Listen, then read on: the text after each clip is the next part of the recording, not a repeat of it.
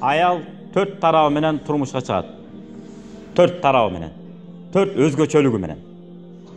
Биринчиси лималиха, байлыгына карап. Кээ бир аялдар бар, байлыгы аркылуу барандуу көрүнүп калат экен кээде көзүбүзгө.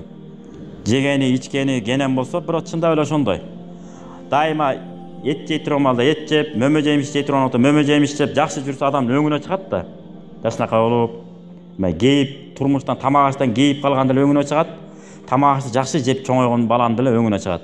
Ошон үчүн Жафар Содик айтып атат да, ким бай болуп, көп балалуу болуп жашагысы келсе, тасманында мөмө жемиш үзүлбөсүн деген. Кимде ким бай болуп, көп балалуу болуп жашагысы келсе, тасмалында мөмө жемиш үзүлбөсүн деген Жафар Содик деген алым айткан. Ошол мөмө жемишти кайсынысы десе, көпчүлүгү айтыптыр анар дептир. Көпчүлүгү эмне деген? Анар. Анар болбосо башка деле мөмөлөр боло берет, бирок көпчүлүгү анар дептир. Себеби тасмалда дайыма мөмө жемиштерин кенен болушу, балдар ток чоңоёт экен дагы. Анан дагы бир кошумча мөмө жемишти биринчи жеш керек, андан кийин тамак аш жеш керек. Себеби тамак аш жеп турган мөмө жемиш жеп турганбызда, тамак мөмө жемиш үстүндө жатып, ачып кетет экен да, ашказанды бузат экен. Ошон үчүн биринчи мөмө жемиштерди жеп алып, анан артынан тамак жешибиз керек. Ошо менен аралашып, нары көздөй импорттон нары экспорт болуп кете берет экен. Мына, ошо өңдүү түстүү болуп, жакшы жашайт экен. Эгер ичип жеп чоңойгон мана байлыгына карап деп атпайбы? Аял киши. Андан кийин вали хасабиха, атак даңкына карап. Тарбиялуу, эл баккан, журт баккан үй бүлөнүн кызы баары ошол болот экен. Көрбөгөнүн урусун деп атпайбы? Ошого карап да кээде турмушка чыгып калат экен. Баланча бул жакшы киши, энеси жакшы адам, мунун кызы баары жакшы болуш керек деп кээде карабай деле куда түшүп алып кетип калышпайбы?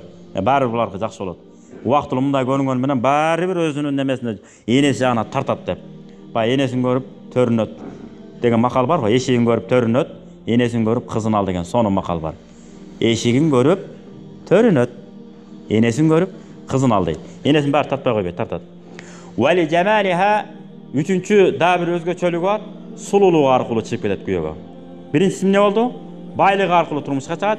Экинчиси атак даңкы аркылуу турмушка чыгат. Үчүнчүсү лижамалиха, сулуулугу аркылуу турмушка чыгат. Төртүнчүсү вали диниха, дини аркылуу турмушка чыгат. Динге бекем. Кыргызчасы ордунда, арабчасы ордунда, англисчеси ордунда, орусчасы да ордунда болсо, барчаны. Адамгерчилиги сонун. Сүйлөгөн сөздөрү чыкы-чыкы бардыгында ордунда болсо. Ал кызга жуу түшкөндөр толтура болот да. Бянан келет. Мына ушулардын баарында эмне кылыш керек экен? Кызды тарбиялаш керек дагы. Калынды чыкытып алып туруп, кайра сеп кылып, андан эсеп кошуп туруп берип коюш керек. Сонун жашайт. Биртке калынды төлөй албаган эркек эртең күнү кызыңызды багып деле кыйлатпайт. Анан биртке болсо эле жанаганы келтире беришет. Эми эң жакшы аял калын арзан деп айткан. Ал тиги Африкага окшогон чөлдө жашагандарга тиешелүү болот. Жана сахабалардын арасында кээ бир ушунчалык кедей сахабалар болгон. Эчтеке жок да ал жерде. Ал убакта араб мамлекет башкачараак болгон. Ошолор дагы турмушсуз калып кетпесин деген пайгамбарыбыз. Үйлөнүп калсын ошолор дагы деп. Ошондуктан Кыргызстандын климатында бардык шарт бар азыр. Бүт иштесе болот. Жагынан да бяган.